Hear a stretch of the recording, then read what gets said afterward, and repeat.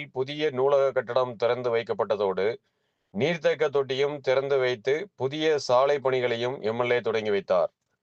பாளை 37வது ward Mangammal சாலையில் MLA தொகுதி மேம்பாட்டு நிதியிலிருந்து புதிதாக கட்டப்பட்டுள்ள பொது நூலக கட்டடத்தை எம்எல்ஏ அப்துல் வஹாப் திறந்து வைத்தார்.